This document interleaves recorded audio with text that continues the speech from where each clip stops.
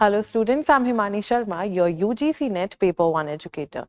In this new YouTube video for the last lab program, that the 30-day program that we have for you, I have brought certain new or more important concepts which are related for all of us to crack our UGC NET 2023 examination, which are related to the unit of higher education, right? So without wasting any further time, pick up your pen, paper, notebooks, etc. Where do you want to make your notes from these very questions which you must have left while preparing on your own, right?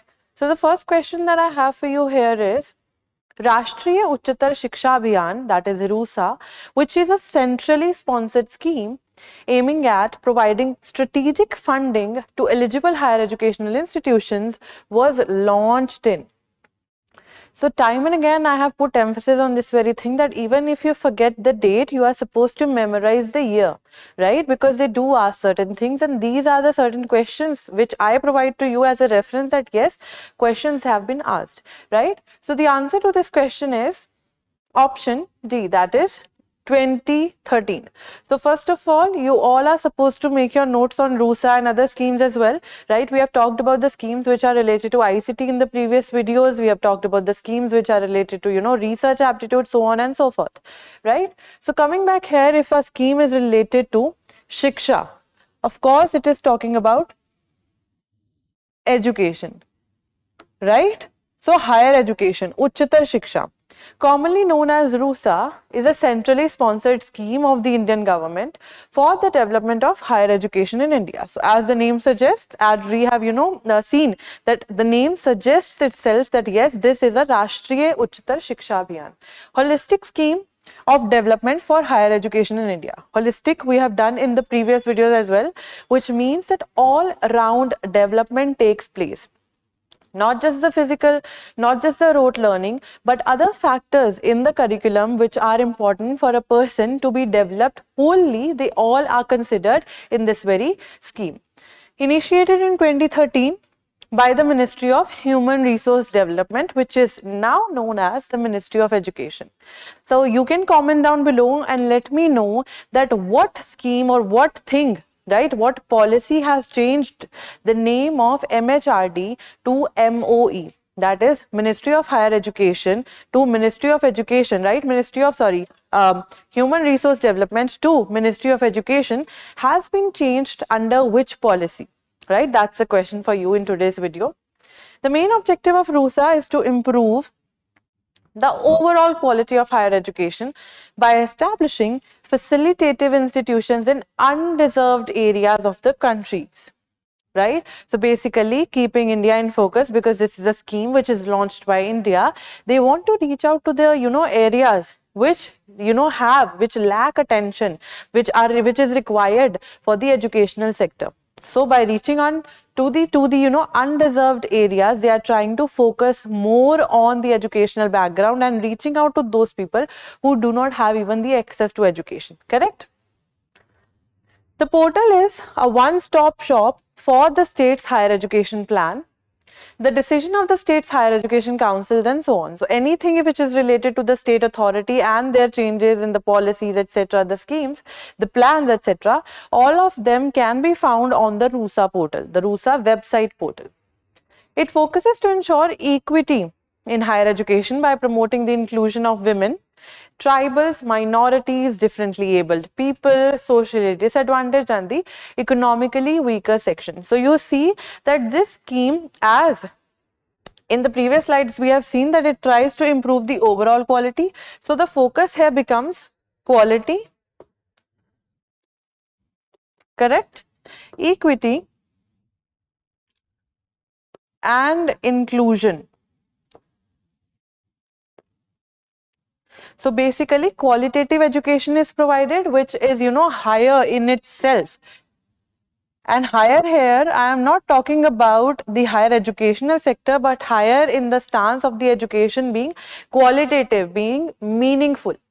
Equity, that is every person, even if a person belongs to a different caste or does not have access to education, that person should be given the fair amount of, the fair number of classes or the fair amount of education as a person who is rich is getting, hence equity. that the resources should be divided equally. Inclusion of all the minorities, the tribals that we have talked about here, the differently abled people, the economically weaker, sections which are there, all of them should be given much importance as the people who are already getting education are getting, right? So education, they are trying to basically maintain an equilibrium which is there for the sector, which is educational sector, and trying to chalk out all the differences and trying to bring forth that yes, they are equal, all of them should be getting the education. That's why this scheme is there, and it was launched in the year 2013, correct? The full form of NEET, a launched scheme of MOE, the Government of India, is what? The answer to this question is option B, that is National Educational Alliance for Technology. So again, if it is a scheme, you are supposed to note it down wherever you are making your notes, right? Write down the year, right? So NEET was launched in the year 2019 by the Ministry of Education and Government of India, right? Why? To use technology for better learning outcomes in higher education. That's why National Education Alliance, right, for technology, coming together for technology so that the technology can be used in the higher education sector for the better outcomes, which means that yes, if you are using any kind of visual aids, if you are using smart boards, etc., if you are using stylus, if you are using laptops, tablets, etc., in a classroom environment as well, so the technological boost is there and the students are learning at a faster pace. So basically inculcating, right, or including all the technological things which one can do for the higher education's betterment, correct? So this scheme was launched here. So any scheme which you are the ones which you have not noted down, pause the screens there, first of all jot down. Don't think that yes, I'm going to jot it down by again watching the video, because I know that we lack on that very thing. We procrastinate. So we do not want to do that here because of the fact that yes, we want to score good. So even if you find a minute detail which you want to jot down, but the video is moving forward, right, you are supposed to students pause it. And I affirm this very thing, and I ensure that you are all supposed to crack the examination. If you want to, you are going to do, because if you put in your 100%, right? So even if it comes to pausing your screens for the questions or the answers, or even if it comes to this very thing that you all are supposed to create anything on your own which is related to the video which you haven't noted down, you can do that, correct? The next question that I have for you, according to the International Commission on Education for the 21st Century, headed by Jacques Delors, right, which of the following main tensions will be witnessed during the 21st century? So there was this Delors report which was released, and it has talked about certain tensions which will be there, right, in the 21st century. What were those tensions? The answer to this question is option A. That is A, B and C. The tension between the global and the local, the tension between the tradition and modernity, tension between the spiritual and the material. And I know this is a question which they have asked, out of nowhere. There was this report which has been released. So of course, I know that you all must have jotted down the commissions, Kothari Commission, Mudaliar Commission, Bhaktavasalan Committee, Hansa Mehta Committee, etc. But these things which have been asked rarely but are important because they have been asked in the question paper, right? So all are supposed to make notes. Again, me focusing on the point of or the importance of notes, right? So pause your screens and try to note it down. So Delors report was a report created by Jacques Delors, right, under the Delors Commission in 1996. So he was the chairman of this very commission. In 1996, this report was launched. It proposed an integrated vision of education based on two key concepts, right? So it said that two key concepts should be integrated, should be combined together, right? That is, first one is learning throughout life. The other one is the four pillars of learning, which are to know, right, to do, to be and to live together. So he has talked about the two concepts which are there, right, under what commission? The Delors Commission, which was released in 1996, right, by Jacques Delors. The Delors report identified a number of tensions generated by technological, economic and social change. So it has said that yes, because of technology, economy or any kind of societal change which will happen in the 21st century, there will be certain tensions. What tensions will be there that the report has talked about? Let's see. The global and the local, of which we have marked down the answer as well, right? What is being done on the global standards and what is done in the local standards. Universal and the particular. This was not asked in the options, but yes, these are the tensions which he has talked about, which were included in the reports. So one time they have asked these three, right? They might ask the universal and the particular in some other question paper, right? So you are supposed to know it as well. So universal and the particular, sub and then one, right? From specific to the generalizations, right? Tradition and modernity, that what is tradition and what is modernity, that what technological things have done to the modern society. The spiritual and the material, right? Adhyatmic, one can say, right? So what is the spirituality and what has the materialism done to people, the tension between the two of them. Long term and short term considerations, again another tension which can be asked in the question paper. The need for competition and the ideal equal of of equality of opportunity, that every person should be given the opportunity, but yes, you need to compete and you score well from other competitors to be on the top of the list and get a job that you want, right? So the tension between the two of them. And the expansion of knowledge and our capacity to assimilate it. How can we gather that very knowledge which is being provided to us, right? So knowledge is everywhere. How much we assimilate is what is being talked about here, and the tension between the two. These 7 tensions remain useful perspectives from which to view the current dynamics of the social transformation when it comes to the technological front, that how technology is changing, how economy is changing certain things, and because of economical terms, people are being rather materialistic than the person who they could be, the spiritualistics basically, right? And the transformation which has been done on a larger scale as well. Next question, a prominent one. The Chinese scholars Ai Xing and Xuanzang visited ancient Nalanda University during, pause your screens and try to find out the answer. The answer to this question is option B, that is during the 7th century CE, right? Ai Xing and Xuanzang visited the greatest Indian university in the Indian state of Bihar. So basically, Nalanda is in Bihar currently. Correct? Where he spent 2 years, right?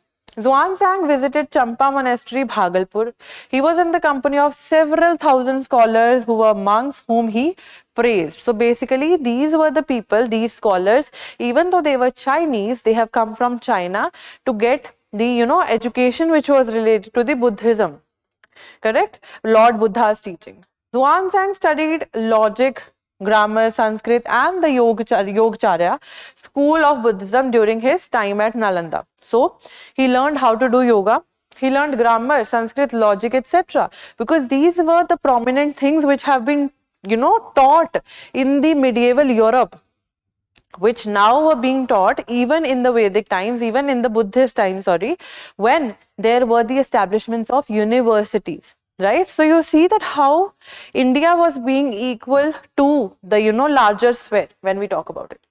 René Grousset notes that it was at Nalanda that Xuanzang met the venerable Shilbhadra, the monastery's superior. So there Xuanzang met whom? Shilbhadra, right? Who was very revered. At Nalanda, he became a critic of 2 major philosophical systems of Hinduism opposed to Buddhism. The Hindu system of Sankhya and Vaisheshika. So he was the one who criticized these very 2 philosophical systems. So anyone from the philosophy background would be knowing that we have Nyaya, we have Vaisheshika, we have even the Sankhya Yoga, etc. These are the philosophical schools which the 2 schools were there, Sankhya and Vaisheshika, which Xuanzang criticized basically. The former was based on the dualism of nature. So Sankhya was nature and spirit and its duality, and Vaishishka was a realist system, immediate and direct in its realism. So if anybody was the one who believed in the Vaishishka philosophy, he thinks of things in a realistic manner, how they can happen. Correct? Next question, in university governance, who is the executive head? Pause your screens. The answer to this question is B, that is the Vice Chancellor is the executive head of the university governance.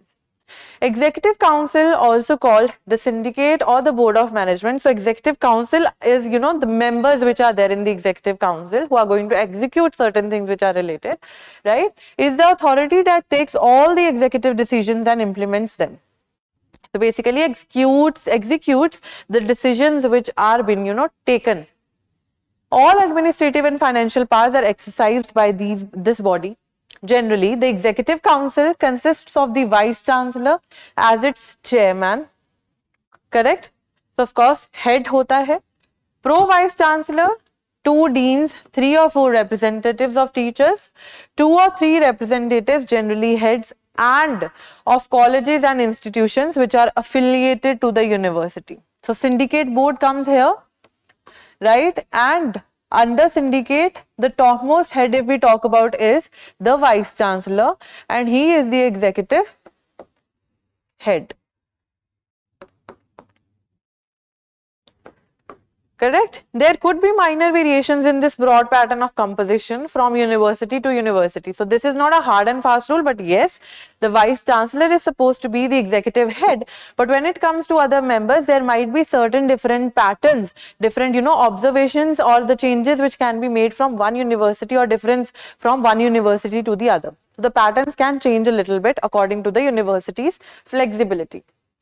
Next question, in the university education system as prevalent now, which of the following bodies or committees looks after the formal approval of curriculum, that is the syllabus, and the courses of study? Which is the formal body which does that? The answer to this question is option B. That is the academic council of the concerned university. So whatever university that you're talking about, the academic council is the head which is going to take or look after the formal approval for the curriculum and the courses which are there. Let's just read the explanation from here so that you can understand.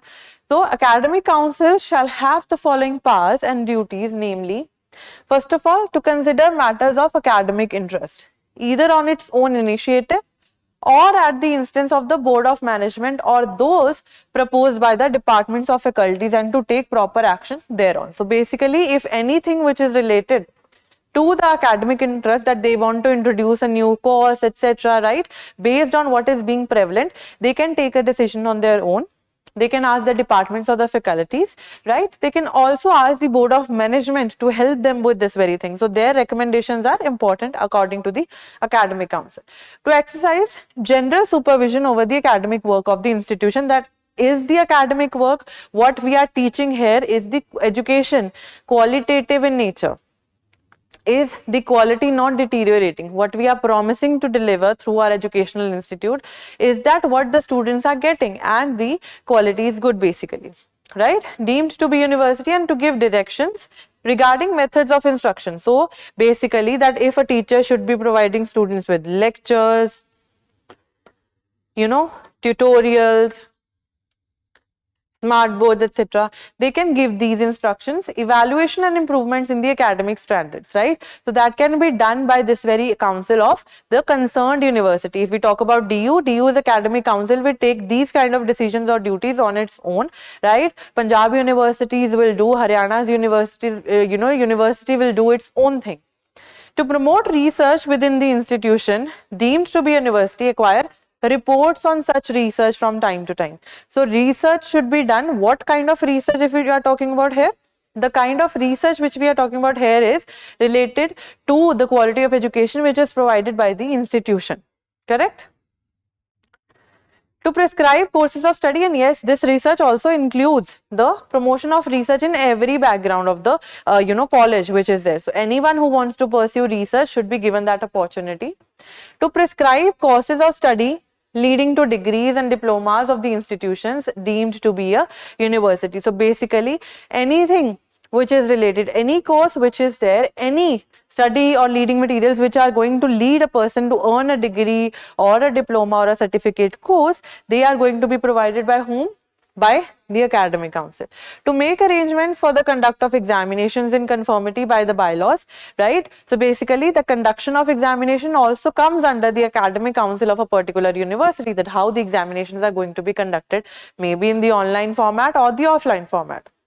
To appoint examiners, moderators, tabulators and such other personnel for different examinations. So you must have seen that certain invigilators come when you are giving your examination. They are appointed by the academic council. To maintain proper standards of the examination, which means that no cheating, etc., nothing should be done, right? And the people who are appearing for the examination and the invigilators whosoever, or the examiner whosoever is there, they should be maintaining a line in which they will be seeing that yes, the standards or the proper standards are maintained. Next question that we have here is, which one of the following ancient universities provided for the teaching of a special subject, Vajrayana Buddhism, along with other subjects? Pause your screens. The answer to this question is option B. So, Jagaddala University was some kind of university, right? Ancient university. If we talk about different universities, Nalanda, Takshila, Jagaddala, Odantapuri, etc., right? All of these universities were providing education somewhere or the other related to the Buddhist, spectrum, if we talk about. So, if we talk about Jagaddala, right, they were giving education which was related to the Vajrayana sect. Correct? Next question, the explanation. King Rampal, so he was the one who established this very university, Jagaddala, was the largest construction work undertaken by the Pala kings.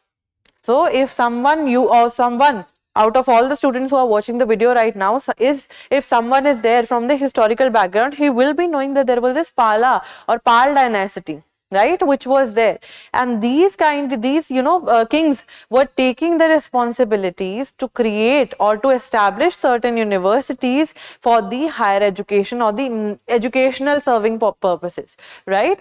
This was a center for the study and dissemination of Tantric Buddhism. Hence, if we talk about the Vajrayana Buddhism, it talks about the Tantric mantras. Correct? So, we have Hinayan, Mahayan, Vajrayana. In Vajrayana, the Tantric mantras are used, right? It followed the method, practices and traditions of Nalanda, right? So basically it was following what Nalanda did, but yes, the sect of Buddhism, which, the teachings which they were giving were related to the Tantric Buddhism or the Vajrayana Buddhism. According to Tibetan works, many books were translated to the Tibetan language at Jagaddala. Some of the, we will be seeing here. The Buddhist teacher is Sakya Sri Bhadra. So in the previous slides as well, we talked about, when we were talking about Xuanzang, we talked about that how he was the one who visited the University of Nalanda as well, and there he met Sri Bhadra, right? So what was the one thing that he, saw? He was the one who criticized the Sankhya and the Vashishka philosophy. We talk about Xuanzang. Coming to the Buddhist teacher who was there, seeing that Nalanda, Vikramshila and Odantapuri were in ruins after the Muslim invasion, entered Jagaddala for his study. So basically Sri Sakya Bhadra, right, he was the one, after seeing that if in the 12th century around, right, this Muslim invasion by Mahmud of Ghazni was done, right, so people from those ruins were running. So he also even wanted to pursue the study which was there going on. So he moved to Jagaddala. It is said that his pupil Dhanashil translated 10 books to Tibetan Sakya Sri Bhadra, and was Sakya Sri was responsible for the propagation of Tantric Buddhism in Tibet, and Dhanashil was the one who translated certain books to Tibet. I am running out of breath right now currently. So Don't mind. So basically, if we talk about, there were two people, Sri Sakyapuri, right? And if we talk about this Bhadra, right? Sakya Sri Bhadra, he was the one who practiced the Tantric Buddhism. But if we talk about his pupil or his student, Dhanashil, he translated many books to Tibetan. Correct? He lived for 7 years at Jagaddala, the teacher. In 1027, the Muslim invaders sacked and destroyed Jagaddala. So around 11th, 12th century, when Mahmud of Ghazni came here in India and he destroyed the temples and looted all of the things after the invasion, these universities were also the targets that he wanted to, take the wealth from. Then NEET, we have talked about the full form, right? NEET and MHRD scheme, or MOE now as known as, aims at what? The answer to this question is option A. Aims at better learning outcomes in higher educational field. How? By inculcating technology. Correct? So NEET, the Ministry of Education announced a new educational alliance for technology to use technology for better learning outcomes in higher education. To use technology. And the scheme aims to use artificial intelligence to make learning more personalized and customized as per the requirements of the learner. So basically, if any student goes to our website and says that yes, I want to learn through flashcard, and some students say that yes, I want to learn through assignments or quizzes, those things are customized or personalized according to the needs of the learner. So if I am a learner, I might use certain things according to my own needs. Hence the flexibility is there, but yes, technology with the usage of artificial intelligence is being used. Correct? MOE aims to recognize the development of technologies in adaptive learning and bring them under the common platform so that learners can access it easily. So basically the common platform, what is the common platform here? Common platform here is NEET, and anything which is adaptive learning, which means that the learners are learning at their own pace and by adapting to the technological front, and also personalizing their own learning systems or the learning experiences, they are doing certain things, right? It proposes to create a national alliance, ki sab saath mein aaye, alliance, right? With such technology developing edtech companies through a public-private partnership model. So basically they can ask you that what kind of model under NEET is used. So it is public-private partnership model. MOE would act as a facilitator, which means a mediator, to ensure that the adaptive learning solutions are freely available to a large number of economically backward students or the areas where the students are getting these kind of education which is related to the artificial intelligence through the usage of artificial intelligence per se. So if you talk about MOE will make sure that yes, the education is being provided to the people who do not really have the access to it. Under the scheme, national NEET platform would be created to provide one-stop access to adaptive learning solutions, that every student is getting access to the solutions as well. Correct? EdTech companies would be responsible for developing solutions and managing the registration of learners throughout the NEET portal. So basically, edtech companies, what will they do? They will provide the students with, for instance, let's just say the ICSE solutions which are there. Correct? So if anything is related to ICSE's courses, curriculum, right? All of them can be found on the NEET platform, but the edtech companies will be providing those very things, the content, to what? To the NEET platforms, right? And the registration of learners should be there, and those platforms should be the ones where every student is getting the solutions free of cost. So of course this is also another characteristic when it comes to the NEET platform, that yes, it tries to manage that yes, every student is getting access to education freely, right? The solutions freely. NEET is aimed at taking the concept of massive open online courses platform a step ahead. So basically MOOCs are there, right? They provide students with courses. Same is the case with NEET, right? But the technological front is being used here more, right? AICTE would be the implementing agency for the NEET program. So facilitator would be MOE. Content will be provided by edtech companies.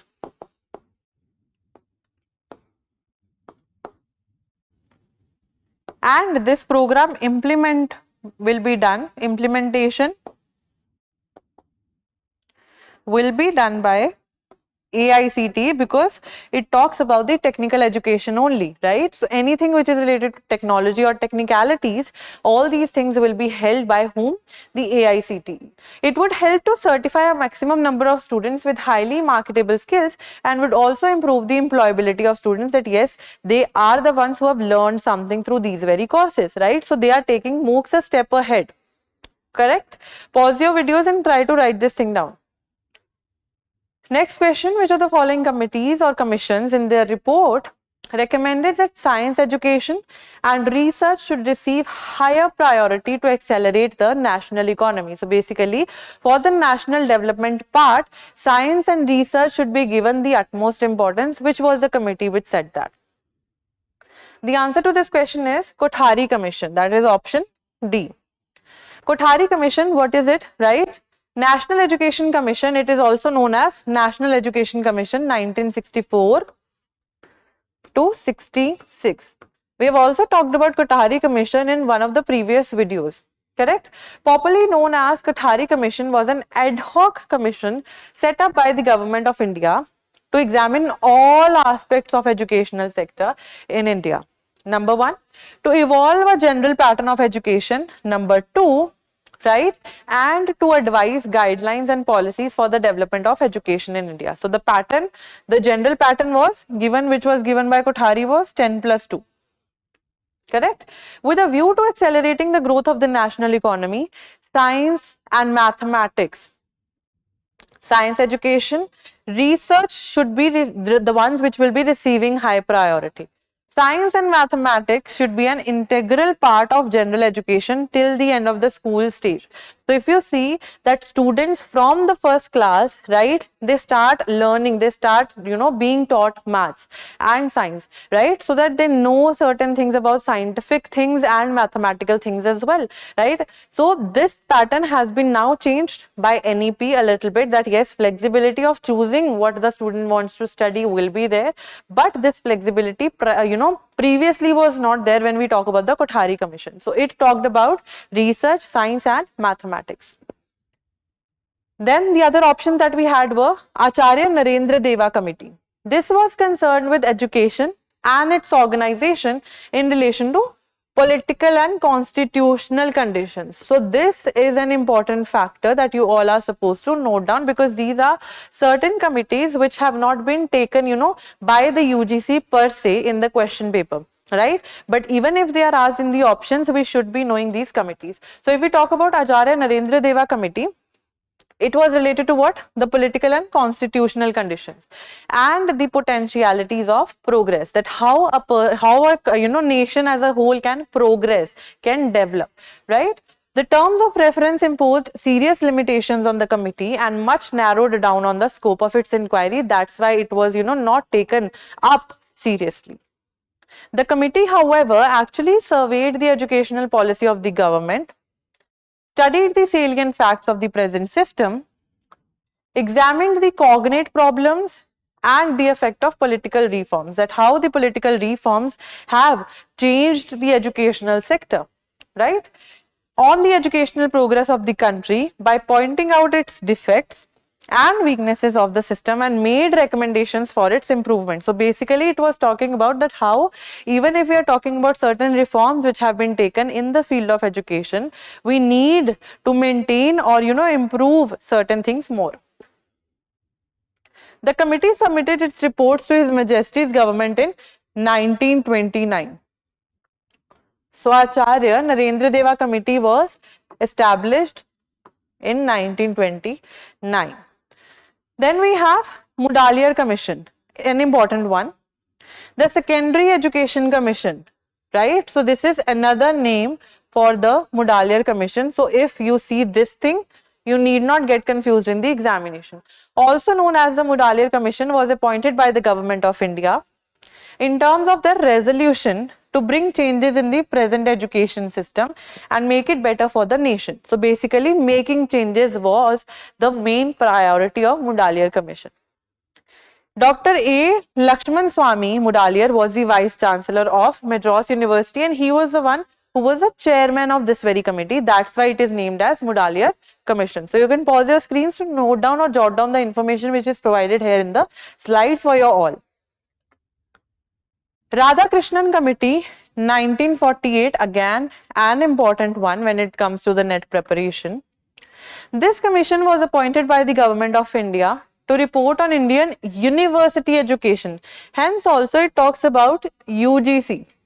It was this commission which talked about UGC as well. Suggest improvements and extension that may be desirable to suit the present and future requirements of the country, which are related to what type of education, which are related to the university education. So the only way you can memorize these very committees is, first of all, by again, of course, making down the crisp notes, the years, the main objectives, right? If there is any structure that we have, just for instance, we have in Kothari Commission, the 10+2 structure, right? And by revisiting them again and revising them, that is the only way that you can score well when it comes to these questions which are related to commissions. Then we have the first National Sports Committee, right? Sports University, sorry, was established in the state of.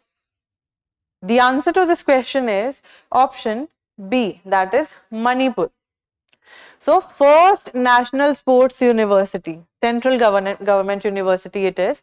Prime Minister Narendra Modi laid the foundation stone for National Sports University on 16 March 2018. So even if you don't memorize the date, so first Sports University was established in the year 2018. It is the first and as of 2019 the only central university in India focusing on sports education. So the area which was neglected, previously, which was not being given that much importance, that yes, sports is also an integral part of a student, right? That some students do want to go in the sports field. That's why the establishment of this university was a huge step when it comes to the educational sector as well. Next question is a statement based question. Statement 1 says, an institution in the field of higher education seeming deemed to be university status must have been in existence for at least 10 years. Statement 2 on the other hand says, a deemed to be university must have at least 5 postgraduate departments. So pause your screens, read this thing with its, with a little more focus, right? The answer to this question is option D, that says that statement 1 is incorrect while statement 2 is correct. How? This is the criteria that all of you should be knowing or jotting down.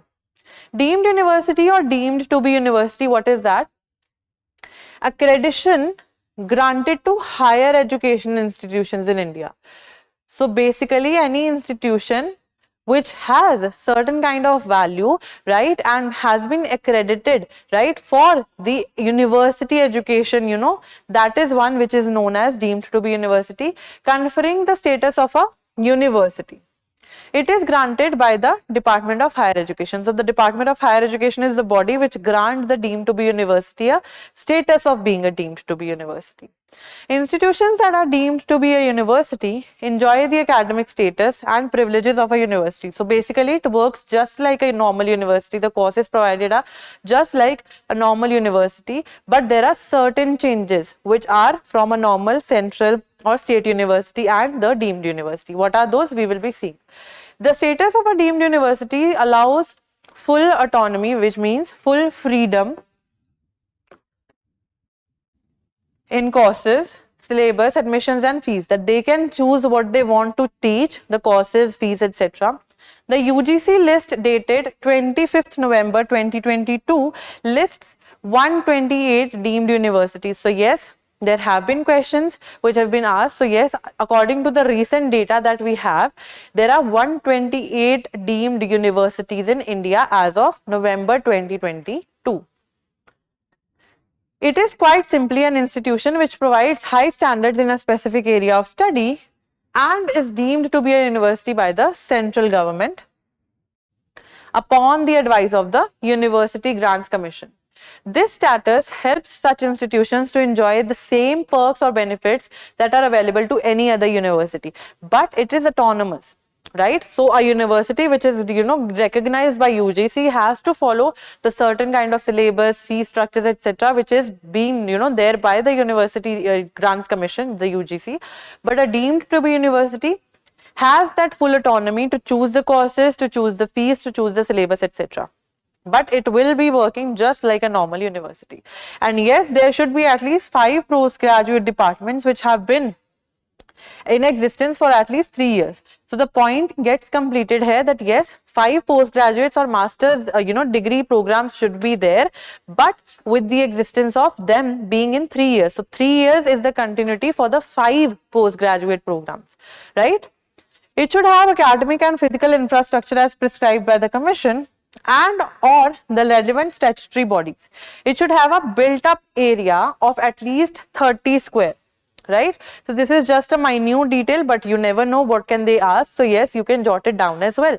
So basically, a deemed to be university will be having or should have 5 postgraduate degree departments which are there, any 5 master departments which have been existing for the past 3 years at least. Correct? Then an institution applying to be declared an institution which is that deemed to be university should have to meet the following stipulations. It has been in existence for at least 20 years. So this is the recent thing. Earlier it was 15 years, now it's 20 years. So for 20 years, the institution has to be in existence from the beginning to even the year that it is there. That is why it will be known as a deemed to be university. It will be provided deemed to be university. So it's not 10 years, it's 20 years now, right? Then has acquired the characteristics of a university as demonstrated by diversity of its programs of study, proven contribution to innovations in teaching. So basically, characteristics of a university are there, right? Diversity of programs are there, right? Different kinds of courses are taught, but yes, autonomy is still there, freedom is there. It has well established, broad-based and viable undergraduate, postgraduate and research programs in several disciplines. So yes, even if we talk about the postgraduate departments, they should be 5 in number for 3 years. But yes, if we talk about, yes, they should be having a deemed to be university, should also be having what? Undergraduate, postgraduate and research departments for the development of research, because research in today's time is such an important field. That is why how you're going to gain your PhD degree, by doing research, right? So these are the things which you all should be noting down when it comes to you preparing for the UGC NET examination, which is around the corner, right? So I will be seeing you again, I will be meeting you again when it comes to other videos, right? Till then, keep on studying, keep on smiling. I will see you again. Thank you so much.